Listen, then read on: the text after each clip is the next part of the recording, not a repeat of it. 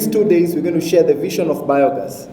Because in as much as people in Africa wanted healthcare in the 90s, in as much as people in Africa wanted food in the 90s, they also needed to connect with their loved ones. They also needed to save money and time when it comes to communication. Averagely, it will take 7 days for you to send information and another 7 days for you to receive. You can imagine how many lives were lost, how many opportunities were lost, how many people lost their scholarships or opportunities to go to school because they could not communicate instantly. And it is the same with us here in Kenya. How many women and children are actually suffering because they cannot access renewable energy? How many people are actually facing health problems because they cannot access renewable energy? So I invite you and I welcome you to the BioDigester conference, and I'm dedicating the theme of this conference to the vision that Mo Ibrahim had when he was introducing mobile telephony in Africa. We're going to talk about biogas and all challenges that are in the sector. We're going to talk about all the challenges that are with our people. But let us not deter ourselves from pursuing the mission and the vision that brought us into this sector and make the difference that we want to make. On behalf of the Council of Governors, we are really in support of this conference, and noting that energy is a key driver to the economic development and being an enabler in the Big Four. We are really hoping that from this meeting, from this conference, we can be able to get a lot of way forwards, a lot of opportunities that counties can tap into, and what COG can do in terms of policy decision. For the last 10 years, HIVOS and our partner SLV have championed domestic biodigester sector development in Kenya and 4 other countries in Africa. And I can't overemphasize the importance of realizing the SDGs for Kenya's population and economic development. And from my reading of the SDGs, with a properly established biodigester sector, I think we can hit about 9 of these sustainable development goals. Poverty, reducing mortality rate, access to modern energy, economic growth, climate change, and the protection of natural resources. So we are facing a long, complex, and challenging task ahead, but this is very noble work that will ensure our people gain prosperity, both in the present and in generations to come. So I invite us all in this conference to perform our parts with excellence and join forces in investing in biodigester technology for greener economic transformation. So our goal has always been to make the situation better, especially for rural household populations. So their vulnerability and they're also disadvantaged when it comes to climate change impacts. And therefore, sustainable energy access would really, really improve in a big way their adaptive capacity. So with the generous support of our friends and donors from the Dutch government, so DGIS, RVO, NDEV, we've been able to reach about 21,000 households to date. And this is only scratching the surface, because a feasibility study that had been done showed we have the capacity to reach 2 million households in Kenya. 2 million households in Kenya. So you see, while we're quite proud of the 21,000 household numbers, the work has only just started. The workshop theme is investing in biodigester technology for greener economic transformation, which will help us refocus on this key bioenergy resource and spur its development to enhance our socioeconomic development. I believe the outcome of this workshop will guide the country and help position itself to benefit from the huge opportunities in biodigester sector in the coming days ahead. Ladies and gentlemen, energy is the center of all human activities and a prime enabler key in the realization of the government Big Four agenda, which are namely food security, affordable housing, manufacturing, and affordable health care. The ministry has prioritized the promotion of biogas as a source of energy to assist the country achieve the aspiration of Vision 2030 and the Big Four agenda. To support the development of this key sector, the ministry has taken steps to provide a conducive policy and legislative environment to ensure that energy, and particularly renewable energy, where biogas sector is anchored, thrives in order to ensure sustainable and a resilient country.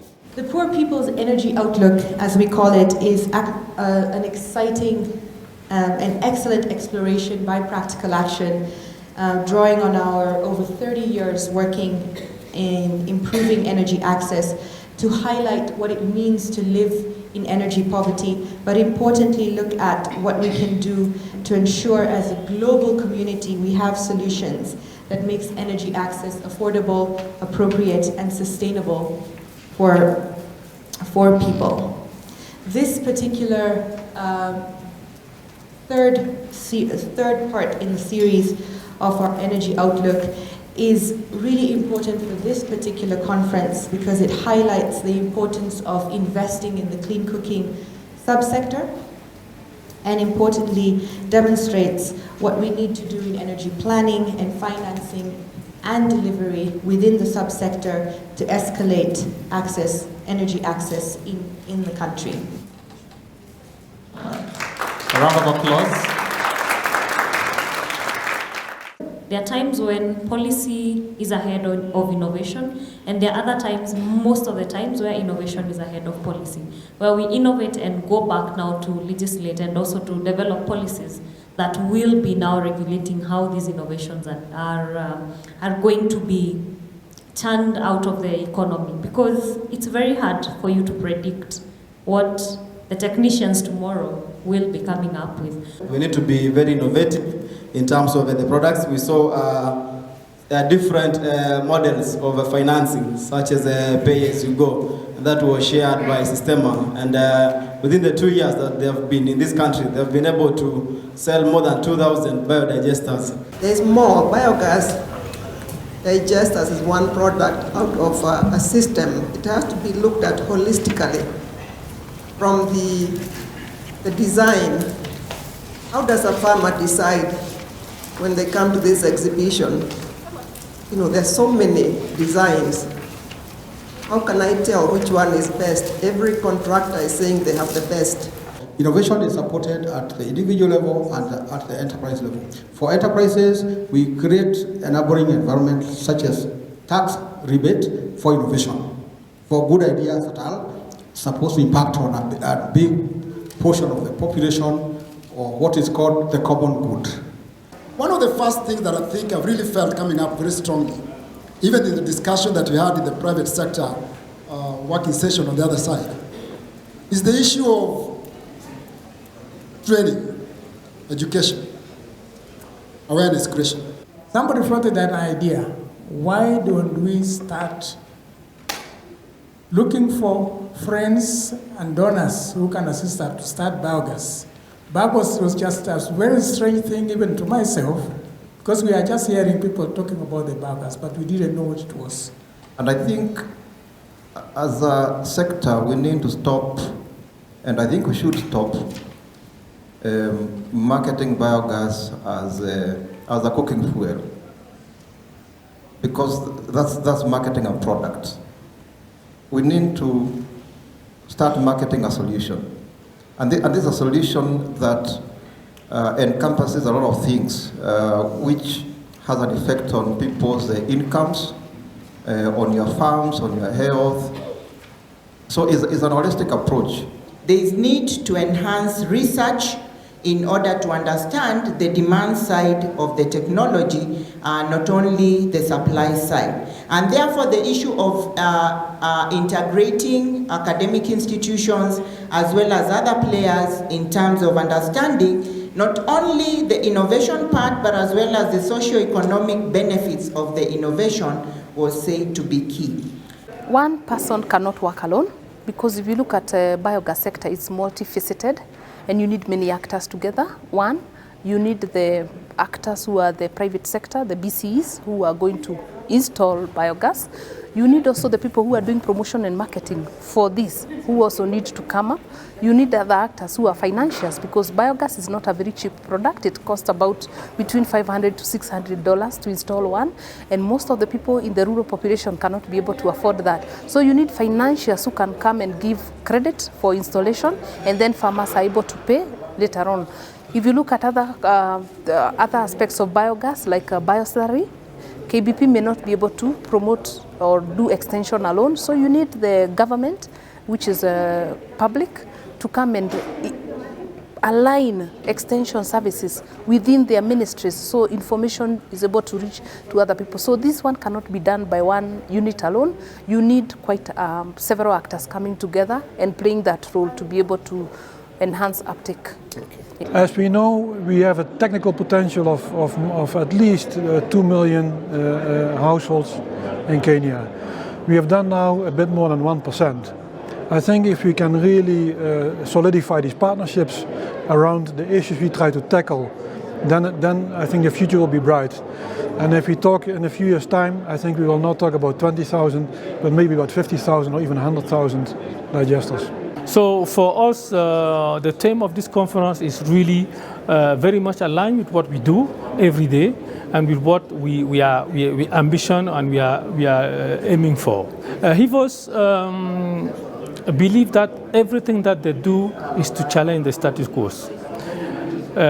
Challenging the status quo means a lot of innovation, disruptive innovations, also innovation that are really bringing a social change to the people. When we designed the theme of the conference, we were very deliberate. We're talking about greener transformation of the economy. And we're talking about greener transformation of the economy. You're actually talking about the money. So biogas has to make money for someone, either the supplier of the technology or the farmer. We're talking about the planet. When you talk about green, you're talking about the environment. So biogas has to be supportive to protection of our ecosystems and our environment. And we're talking about transformation, meaning that we have to do things differently. For you to have transformation, then the role of other support agencies or support institutions is very important, including research, including financiers, including innovators. So those are very critical. So for economic transformation to happen, number one, finance has to be in place. So that's the role of MFIs, SACCOs, and the banks, and even impact investors and development banks. When you talk about transformation, you also need to look at the policy environment. So lobbyists and NGOs and civil society that are pro-environment can actually come in to champion our technology as a way of protecting the environment and restoring, our water towers and our forest bodies. When we talk about transformation, we need research and development. So that's where now the academia comes in place. We have centers, energy centers, 16 of them across the country, which is the last frontier where the ministry now interacts with farmers. Biogas is one of the technologies which is being showcased in all those centers. And also the artisans go out in the field and also install a few, like 1,000 units so far. But then, these partnerships we are creating, and through the research program and this kind of outcome from this conference, we will be able to upscale some of the success stories. We are also saying that where we have a very successful rollout, it should be documented so that the other areas who are reluctant can learn, because as somebody said in this conference, seeing is believing, so that we can convince as many farmers to come in. We've not had a very proactive policy that emphasizes on basically renewable energy, but also specifically now on biogas technology as as a possible income generating facility that can lift up the living standards of people.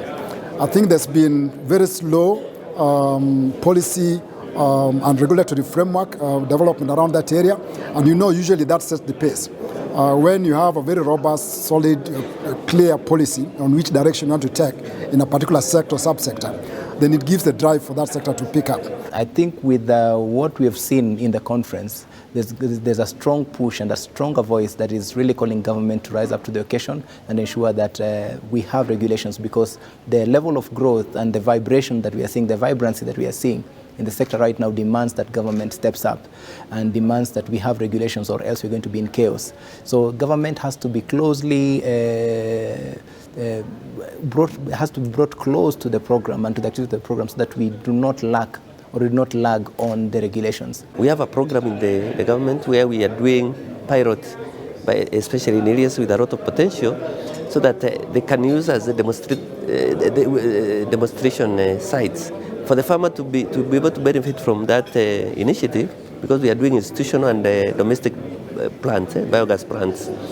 You have to agree that there will be, any farmer can come at any specific time to come, and also groups to run from that unit, so that the adoption rate can be higher.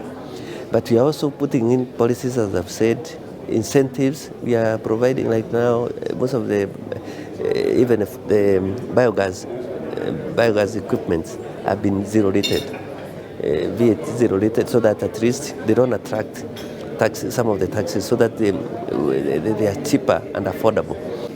No, I think that it is very important for all the partners, and especially for the people of the private sector to understand that a client is in the middle of everything that we do, and that the client relationship management is very important. I was in the private sector group discussing, and one of the things that they can really do to accelerate the sector, they can do two things. First of all, they can make sure that the biodigester is really integrated in the production system of our rural and peri-urban families. That's one thing, to make sure that the biodigester is not something standalone, but is only a tool to a means. And the means, exactly, this is the second point, that relationship management means that the moment I invest in a biodigester, it's just the beginning of a process to improve my living standard. But another thing that I can also mention is that the technology, as old as it is, there's not been enough research and development to try to bring down the cost of the technology. But there's a lot of effort that has taken place lately, and so far we're having systems which are much cheaper, much easier to install, and so we can see some level of accelerated growth for the uptake of the system. Another issue is about awareness amongst the clients, potential clients, or to the farmers, for example. And while they might have cows, or they might have agricultural waste that can be used for the biogas system, the knowledge about the technology has not really penetrated as much. And we see that in many countries in Africa, also in Kenya, that the soils are degrading. And we think that a biodigester provides an integrated solution for particularly smallholder farmers, but also for bigger farmers. As a take-home, I would like to say that Kenya is ripe for biogas. We are moving into an era where there is this talk about organic farming and organic products, and biogas is a solution to offer that. So the market is ready for us. The market is ripe for us. We only need to put in the right things together and get to the market. We can get where Nepal is, we can get where China is, we can get where India is, only that we need to have the right people in place, and we have also to have the right regulatory framework in place, and we'll be able to move.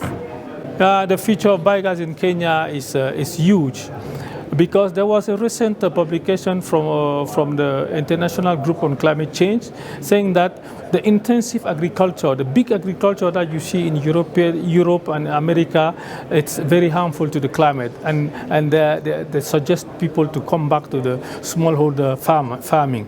That means that the smallholder farming still hold some, because there were some few years before, people were asking themselves whether smallholder farmer will not disappear and be replaced by all this intensive farming. So yes, the good news is that these smallholder farmers are still relevant. The other good news is that when these smallholder farmers they are equipped with a biodigester, they save in many ways, including chemical fertilizer. The soil, the nutrification of the soil with organic matter is better. Is better. So it means that it is one of the most important investment a smallholder farmer can do to improve the living. We can no longer look at biogas a source of cooking. We have to look at biogas in line with health. We have to look at biogas in line with agriculture. We have to look at biogas in line with economic transformation, employment, and job creation for our youth. We have to look at biogas in line with cleaning our source of fuel in terms of energy for cooking. And this means that we have a bigger task ahead of us to coordinate and generate interest to all these people who otherwise think that biogas is just energy. And I think it's a mistake that we've made for quite a long time, and that's why we would have support probably from health-related social impact investors, but because biogas has been branded energy, they are shy to chip in. But from now henceforth, I think we are looking at a different view. We are looking at the sector from a different prism, and we want to market it and we want to profile it holistically and invite all these interested sector to come and join forces with the existing ones that can forge ahead this agenda.